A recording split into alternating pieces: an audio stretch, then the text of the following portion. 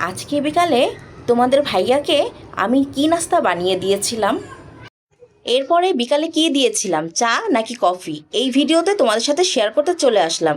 Hello everyone, welcome to my another vlog. আজকে বিকালে তোমাদের ভাইয়াকে আমি একদমই সিম্পল একটা স্যান্ডউইচ তৈরি করে দিয়েছিলাম, যেটা খুবই সিম্পল।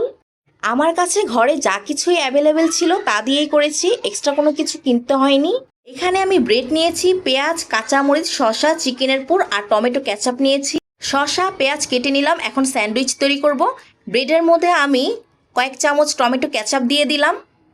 এরপরে আমি চিকেনের পুরগুলোকে দিয়ে দিব।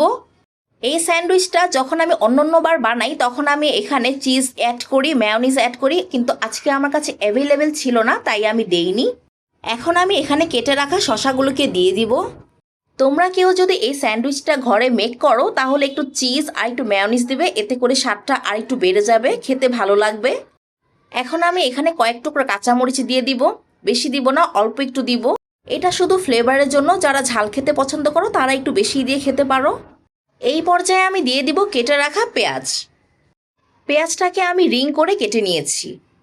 পেঁয়াজ দেওয়া হয়ে গেলে এরপরে আমি আরেকটু টমেটো ক্যাচাপ দিয়ে দিব।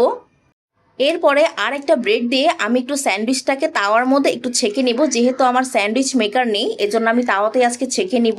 এই স্যান্ডউইচটা তোমাদের ভাইয়ার জন্য বানিয়েছিলাম। তোমাদের ভাইয়া আজকে বলছিল তুমি বিকালবেলা কিছু খাও না বলে আমাকেও কিছু তৈরি করে দাও না, তো যাই হোক আজকে একটু তৈরি করে দিয়েছিলাম বিকালে এই নাস্তাটা।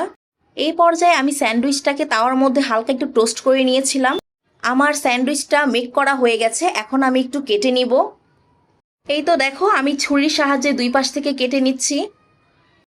এই তো বন্ধুরা দেখো তৈরি হয়ে গেল আমার চিকেন স্যান্ডউইচ। এই চিকেন স্যান্ডউইচটা মেক করা খুবই ইজি অ্যান্ড সিম্পল। এখন আমি গ্লাসে একটু 7 আপ ঢেলে নিব। এরপরে আমি একটু টিকা ভেজে নিয়েছিলাম। এই তো দেখো আমি 2টা টিকা ভেজে নিয়েছি। এরপরে আমি তোমাদের ভাইয়াকে খাবারগুলো সার্ভ করে দিলাম। তো বন্ধুরা কেমন ছিল আজকে আমার বিকালের নাস্তা অবশ্যই কমেন্ট করে জানাবে। এরপরে আমি চলে গেলাম রান্নাঘরে, একটু কফি বানাবো। কফি বানানোর জন্য হাঁড়িতে পানি নিয়ে নিলাম একটা কাপ। এরপরে কাপের মধ্যে আমি কফি পাউডারটাকে দিয়ে দিলাম কফি পাউডারের মধ্যে গরম পানি। এই তো মেক করা হয়ে গেল আমার কফি। তো বন্ধুরা এই ছিল আজকে আমার ভিডিও ব্লগ। কেমন লাগলো অবশ্যই কমেন্ট করে জানাবে। ও আরেকটা কথা, তোমরা যদি কেউ স্যান্ডউইচটা তৈরি করো অবশ্যই একটু বাঁধাকপি দিবে, তাহলে খেতে ভালো লাগবে।